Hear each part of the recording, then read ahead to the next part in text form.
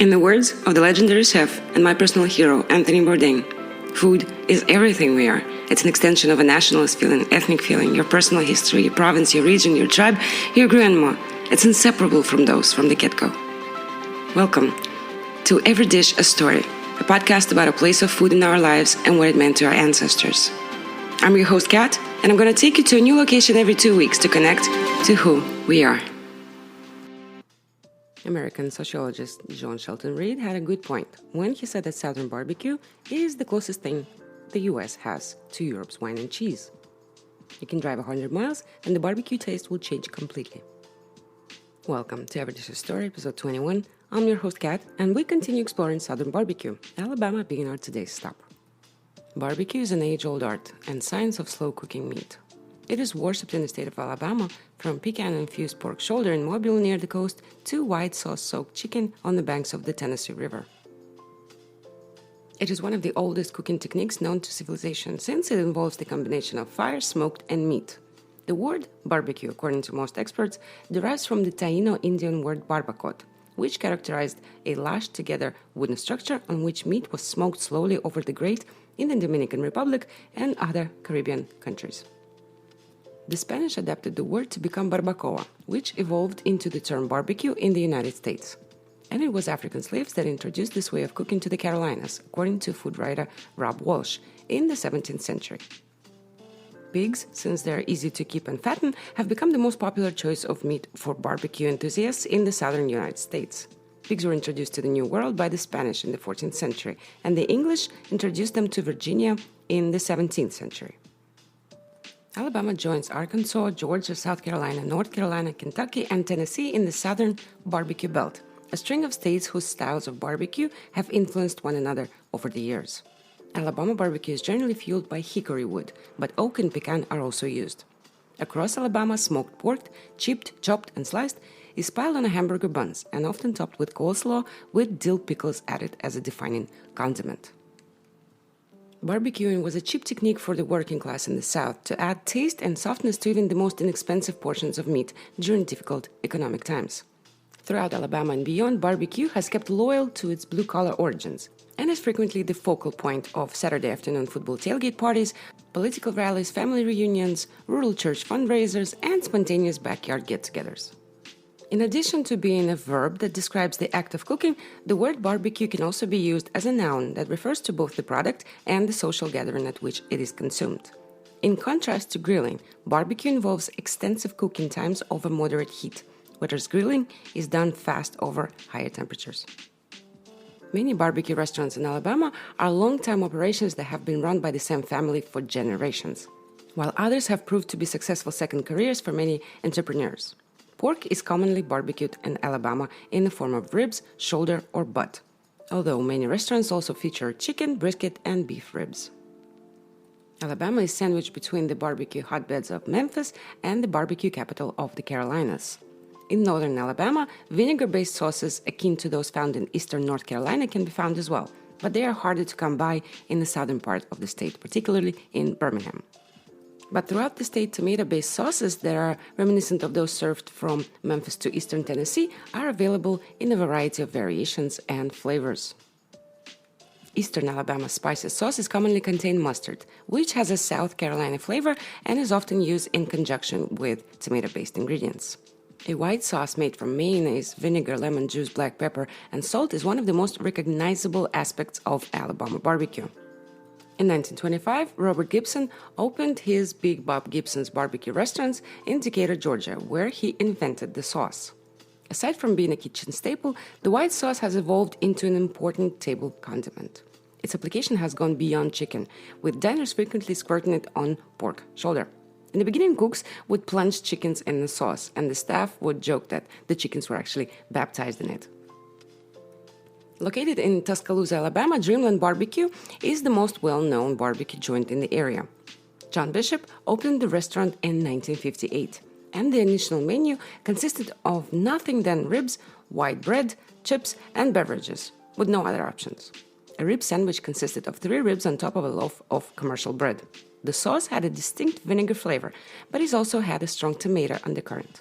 However, despite the fact that Bishop passed away in 1997, his family has continued the tradition and expanded the restaurant to include locations in other Alabama cities such as Birmingham, Northport, Huntsville, and Mobile, as well as Georgia. Alabama BBQ has even previously been the subject of a case before the Supreme Court of the United States. You see, the McClung family, owners of Ollie's BBQ in Birmingham, filed a lawsuit in federal court to prevent the Civil Rights Act of 1964 from being enforced in their community. In accordance with the Public Accommodation Clause of the statute, enterprises engaged in interstate trade were prohibited from discriminating on the basis of race. A decision against the McClungs was reached on December 14, 1964, allowing African Americans to dine at Ollie's for the first time since its establishment. The Sykes family has been in the food industry in Bessemer, a steel mill town, since 1956, beginning with hamburgers and eventually transitioning to barbecue, which is still smoked in a pit outside the front door of the restaurant. Several Alabama barbecue pitmasters, including Van Sykes, the son of the original owner of the current proprietor of Bob Sykes Barbecue, have stated that the secret to good barbecue is simply the interaction of salt, meat, and fire. Sykes sandwiches, like many others sold throughout the state, can be loaded with the internal portions of meat, crust from the charred outside, or a combination of the two, as many consumers prefer. Golden Rule in Irondale is one of the state's oldest restaurants, though it has been through a number of ownership changes. It was established in 1891 by the Williams family and quickly became the famous stop for barbecue and beer on the Highway 78, which connects Atlanta with the rest of the country. Michael Matzos purchased the restaurant in 1969 after it was owned by Jabo Stone, an electrician, and his wife Ellen Williams. The couple operated the restaurant until the 1930s. Golden Rule's barbecue is first cooked in a smoker that can hold up to 600 pounds of meat at a time before being finished in a barbecue pit. When it comes to sauce, the Greek-owned restaurant provides numerous varieties that have developed over the years as the franchise has expanded throughout the South. The restaurant licensed its first franchise in 1976, and the chain has since grown to include 12 additional sites throughout the Southeast. The relationship between barbecue and religion is most evident at Chuck's Barbecue in Opelika, a former mill town. Here, the employees wear t-shirts with the words "Jesus the Bread of Life" printed on the back, while religious pamphlets from owner Chuck Farrell are displayed beside the cash register. For more than 40 years, Chuck's Barbecue has been serving chopped pork butts, and the restaurant is also credited with popularizing mustard-based barbecue sauce in that part of eastern Alabama. Farrell smokes Boston butts with fat and bone removed over a mixture of oak, hickory, and occasionally pecan wood. There are several serving options, including sliced and chopped, as well as chipped on the block, which is a finer cut and the owner's personal favorite. Barbecue chefs in Alabama have come to their profession through a variety of different and winding paths. Chuck Farrell used to work on weaving looms. Leo Hedrick, who founded the Green Top in Dora with his wife Susie, used to work in the coal mining industry. Rudolph McCollum, the founder of Winfield's The Spare Rib, worked as a school teacher in the Fayette County for 32 years. Gerald Atchison, the owner of Shonuff Barbecue in Alexander City, used to sell live bait before deciding to specialize in barbecue cooking. Bob Sykes was a baker who sold bread. All these chefs are symbolic of the many Alabama barbecue cooks who are dedicated to preserving Southern heritage, despite the modern-day pressures to cut corners. Perseverance and patience are two characteristics that can be found in abundance among the many variants in cooking techniques, sauce ingredients, and side dishes of Alabama barbecue. Barbecue is a religious tradition in Alabama. It can be urban or country, black or white, tomato sweet or vinegar sour, pulled or chopped. Doesn't matter. It is still one of the state's most unifying and enduring symbols, since it is a product of the working class culture of the mills and factories, and because it unites everybody. I also want to talk about some side dishes such as corn and cornbread, which are an integral part of any barbecue plate, and especially in Alabama. So let's start with corn. Corn is a staple food in the New World, dating back thousands of years. Southern Mexico and Central America were the first places to plant it about 9,000 years ago. Northern Flint and Southern Dent arrived in the Ohio River Valley after the American Revolution as settlers moved westward. Corn Belt Dent, the ancestor of nearly all corn farmed in the United States today was the result of the cross between the two parent plants. Corn in the Americas have a long history, dating back to when it was first originally domesticated by the indigenous peoples of Mexico. Elote, the original iteration of grilled corn, was also invented in Mexico, though the exact date is unknown. The distinctive ears, which are covered with mayonnaise, cotija cheese, chili powder, and lime, are now available as a snack across the country and beyond. Corn expanded to almost every corner of the globe after indigenous people taught European colonists how to grow the native grain. Elote-like okonomiyaki-inspired cobs can be found in Japan. These are grilled corn cobs covered in Kewpie mayonnaise, yakisoba sauce, furikake, bonito flakes, and scallions. In Taiwan's night markets, blackened ears basted with a garlicky soy paste and a sweet chili sauce are a popular dish. Buta, roasted corn on a cob seasoned with lime, salt, and chili powder, is available from street carts around India. A cooked ear of freshly selected maize from a variety of sweet corn is known as corn on the cob. Sweet corn is the most popular maize kind for eating straight off the cob. The ear is harvested while the endosperm is still in the milky stage, allowing the kernels to remain soft. Corn ears are normally steamed or boiled without their green husks, but they can also be roasted with them. In any case, the husk is removed before serving. Corn on the cob is usually consumed while it's still warm. Before serving, it's usually seasoned with salt and buttered. Some people use specialized skewers inserted into the cob's ends to hold the ear in place while eating and avoiding contact with the hot and sticky kernels. Corn begins to convert sugar into starch within a day after being plucked, resulting in a decline in natural sweetness. Corn should be prepared and eaten on the same day that it is picked, as it can lose up to 25% of its sweetness in just one day. Frying, boiling, roasting, and grilling are the most frequent methods for preparing corn on the cob. Corn on the cob can be grilled directly in its husk or shucked and covered in aluminum foil before grilling. When roasting corn on the husk, place it directly on the rack in the oven. When roasting or grilling corn on the cob, the cook can also remove the husk and massage the oil and butter into it before resecuring the husk with the string. Corn on the cob can also be microwaved in its husk for 3 to 4 minutes. Butter, salt, and black pepper are common condiments and seasonings for corn on the cob. In traditional etiquette, corn on the cob, just like other finger foods, is quite problematic. Lillian Eichler Watson, in her 1921 etiquette book, described corn on the cob as, quote-unquote, without a doubt, one of the most difficult foods to eat gracefully. She added that it's entirely permissible to use fingers while eating corn, holding it lightly at each end. Sometimes a napkin can be used for holding it as well. Sometimes a short, sharp knife would be provided to each diner, so they could use it to cut or scrape the kernels from the cob for later eating. She described this as, quote-unquote, by far the most satisfactory method of eating corn on the cob.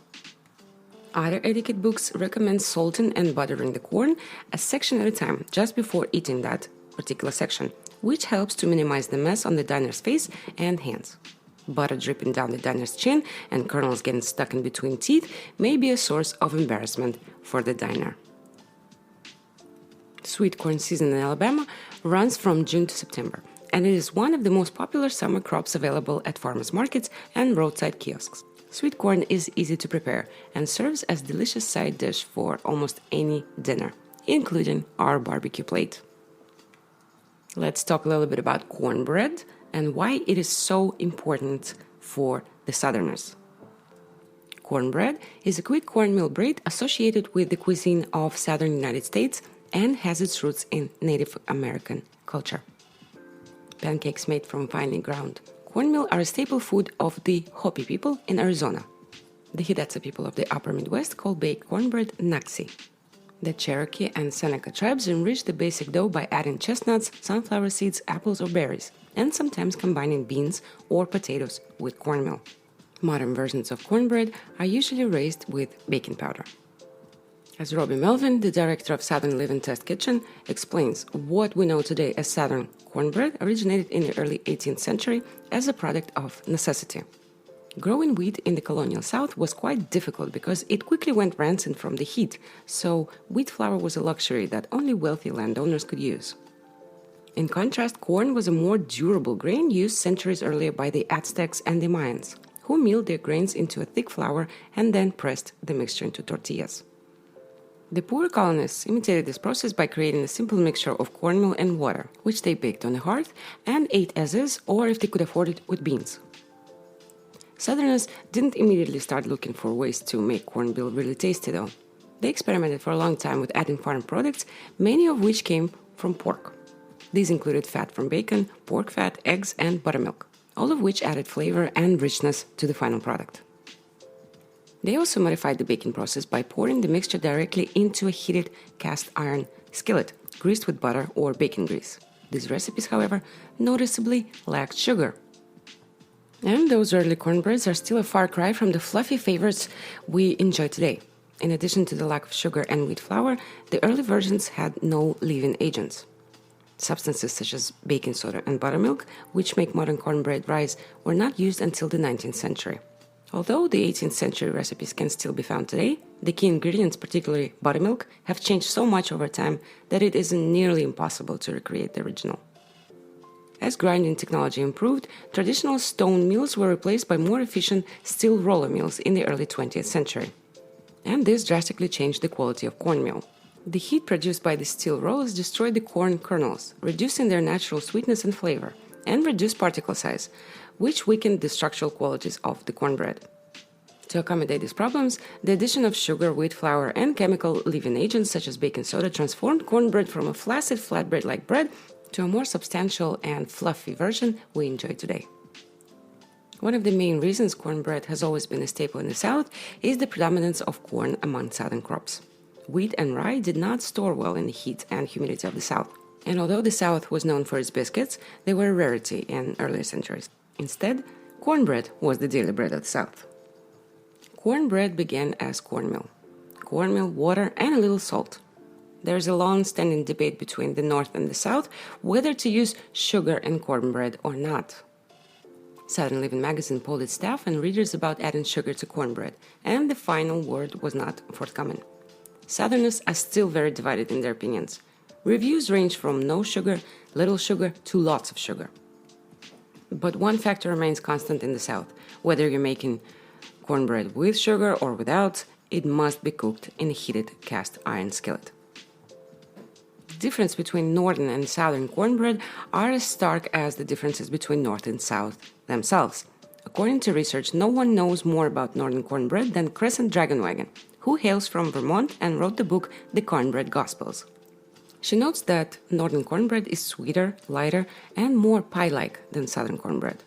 And that's not surprising because it contains sugar or molasses in early centuries, unlike traditional Southern cornbread. Also, milk is used instead of buttermilk, and the amount of wheat flour should be at least equal to the amount of cornmeal in the bread. And finally, you can remove the cast iron skillet from this equation and use a baking tin to make Northern cornbread instead. However you make Northern cornbread or Southern cornbread in a cast iron skillet or baking tin with sweet or savory toppings or just plain, cornbread is a constant guest on the barbecue table.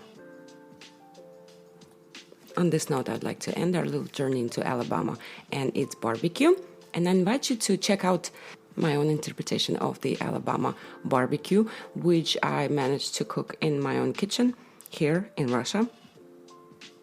Of course, I use the oven, which is not the same by far as a smoker or a grill pit, but hey, gotta make do with what you have. So continue to eat well, train hard, love cats. Also, please recycle your garbage when you can.